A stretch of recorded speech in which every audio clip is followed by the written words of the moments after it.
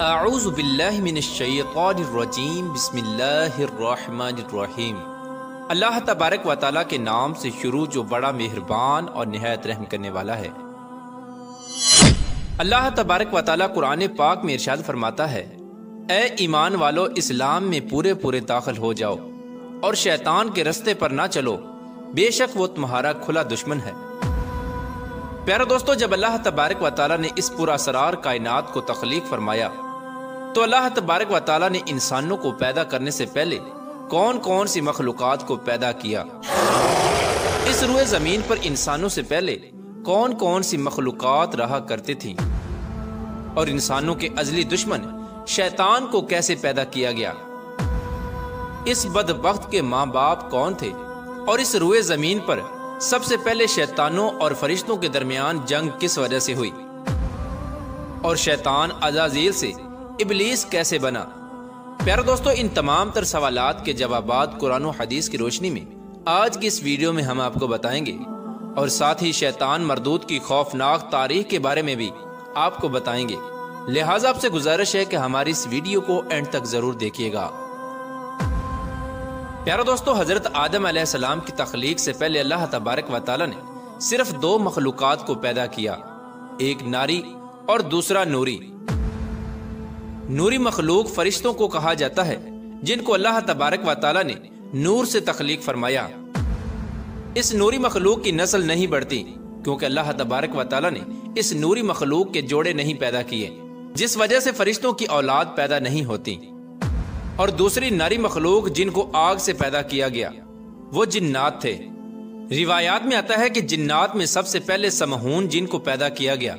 اللہ تبارک و تعالیٰ نے سمہون جن کو پیدا کر کے زمین پر بھیجا اور اس کے لیے ایک جن لڑکی کو بھی پیدا فرما دیا۔ اس طرح اس جن نے اس لڑکی سے شادی کر لی، جس سے ان کی نسل خوب بڑھی، اور یہ جنات اتنے زیادہ ہو گئے کہ پوری روئے زمین پر پھیل گئے۔ شروع میں یہ جنات فرشتوں کی طرح ہر وقت اللہ تبارک و تعالیٰ کی عبادت میں مشغول رہا کرتے تھے، اور بعد میں کچھ جنات نے اللہ تبارک و تعالیٰ کی نافرمانیاں کرنا شروع کر دی اور اللہ تبارک و تعالیٰ کے حکم کو ماننے سے انکار کر دیا، جس کی وجہ سے یہ ناری مخلوق اللہ تبارک و تعالیٰ کی نافرمان مخلوق بن گئی۔ جنات میں سے ایک نامی گرامی جن جس کا نام چلیپا تھا اور اس کی بیوی کا نام تبلیس تھا، یہ دونوں بہت ہی قد آور اور بہادر تھے۔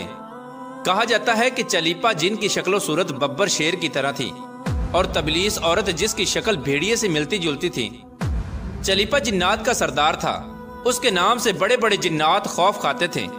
چنانچہ چلیپا اور تبلیس عورت کے ملاپ سے ایک بچہ پیدا ہوا جس کا نام انہوں نے عزازیل رکھا۔ ان جنات میں سے پیدا ہونے والا یہ بچہ اپنے والدین کی طرح بہادر اور دراز قد تھا۔ روایات میں آتا ہے کہ حضرت آدم علیہ السلام کی تخلیق سے 50,000 سال پہلے یا اس سے بھی زائد کا عرصہ زمین پر جنوں کا عروج تھا۔ اس روئے زمین پر ہر طرف جنات ہی جنات تھے۔ یہ جنات بہت زیادہ شریر تھے اور یہ زمین کے اندر فتنہ فساد پھیلاتے تھے۔ اس طرح جب جنات نے اس زمین پر فساد پھیلانا اور تباہی مچانا شروع کر دی تو اس وقت اللہ تبارک و تعالیٰ نے فرشتوں کو حکم دیا کہ زمین پر جاؤ اور جنوں سے جنگ کرو۔ اس طرح جب جنات اللہ تبارک و تعالیٰ کی نافرمانیاں کرنے لگے اور زمین میں فتنہ فساد برپا کرنے لگے تو فرشتے اللہ تبارک و تعالیٰ کے حکم سے زمین پر اترے۔ ان فرشتوں نے جنوں کو حکم دیا کہ اللہ تبارک و تعالیٰ نے حکم دیا ہے کہ زمین میں امن و امان سے زندگی بسر کرو، لیکن جنات نے فرشتوں کی بات کو ماننے سے انکار کر دیا، جس کی وجہ سے جنات اور فرشتوں کے درمیان بہت بڑی جنگ ہوئی۔ اس خوفناک جنگ میں عزازیل کے والدین یعنی چلیپا اور تبلیس نے بھی شرکت کی۔ اس جنگ میں اللہ تبارک و تعالیٰ کے فرشتے جنات پر غالب آ گئے۔ اس جنگ کے اندر بہت سارے جنات مارے گئے، جن میں عزازیل کے والدین بھی شامل تھے، اور باقی سرکش جنات کو اللہ تبارک و تعالیٰ کے حکم کے مطابق قید کر لیا گیا۔ ان قیدیوں میں عزازیل بھی شامل تھا۔ فرشتے جب ان جنات کو قید کر کے آسمانوں کی طرف لے گئے تو شیطان بھی ان قیدیوں کے ساتھ آسمان پر چلا گیا۔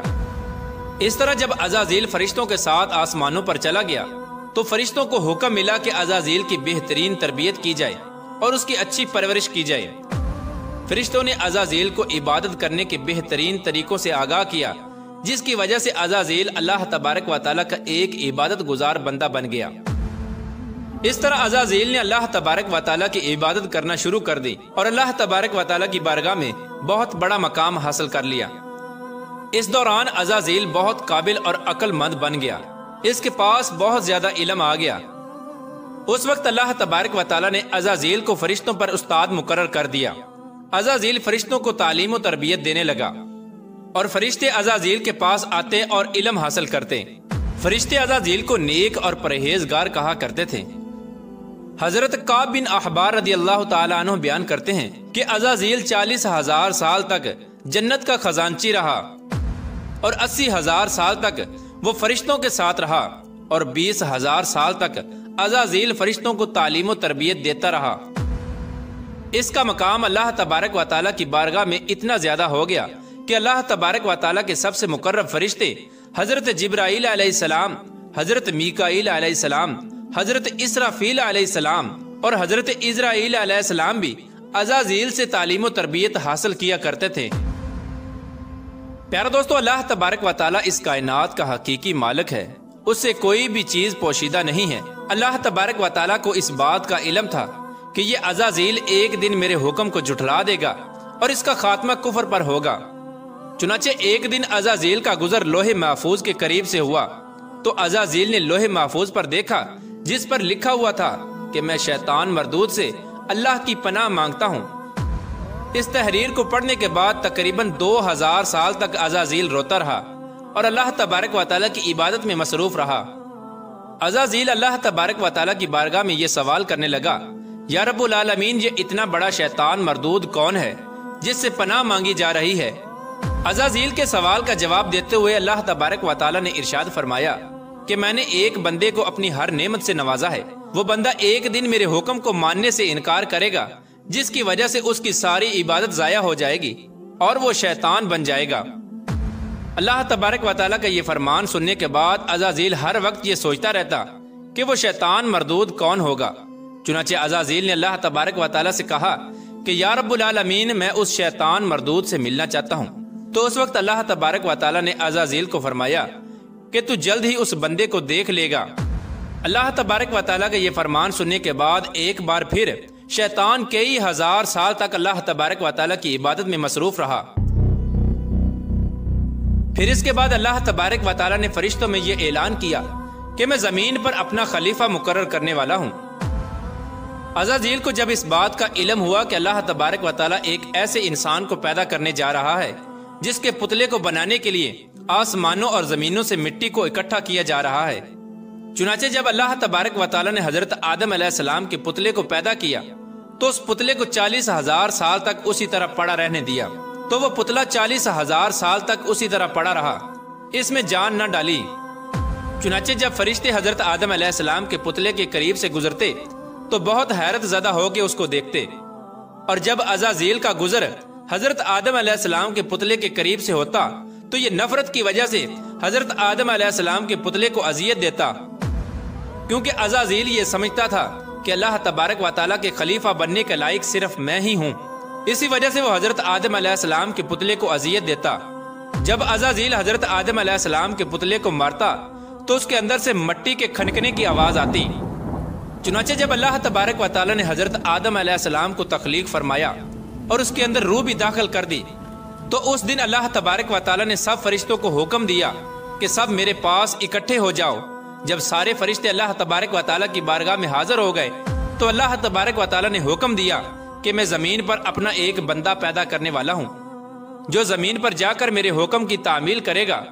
تو اس وقت فرشتوں نے اللہ تبارک و تعالیٰ کی بارگاہ میں عرض کی، یا رب العالمین، یہ بندہ زمین پر جا کر تیرا نافرمان ہو جائے گا، ہم تو ہر وقت تیری عبادت میں مصروف رہتے ہیں۔ تو اللہ تبارک و تعالیٰ نے ارشاد فرمایا، جو کچھ میں دیکھ رہا ہوں وہ تم نہیں دیکھ سکتے۔ اس وقت سب فرشتوں کو حکم دیا گیا کہ حضرت آدم علیہ السلام کو سجدہ کرو، تو تمام فرشتے اللہ تبارک و تعالیٰ کے حکم کے مطابق حضرت آدم علیہ السلام کو سجدہ کرنے کے لیے جھک گئے، لیکن عزازیل نے حضرت آدم علیہ السلام کو بغض اور تکبر کی وجہ سے سجدہ نہ کیا۔ اس وقت اللہ تبارک و تعالیٰ نے عزازیل سے پوچھا کہ تم نے سجدہ کیوں نہیں کیا؟ اس وقت عزازیل تکبر اور غرور میں آ کر بولنے لگا، اے رب العالمین تو نے مجھے آگ سے پیدا کیا اور اس پتلے کو مٹی سے پیدا کیا، میں اس مٹی کے پتلے سے کئی درجے بہتر ہوں۔ عزازیل کی یہ بات سن کر اللہ تبارک و تعالیٰ نے عزازیل کو وہاں سے نکل جانے کا حکم دیا۔ اللہ تبارک و تعالیٰ نے عزازیل سے فرمایا کہ یہاں سے چلا جا، تو شیطان مردود ہو چکا ہے، تم پر قیامت تک میری لعنت ہوتی رہے گی۔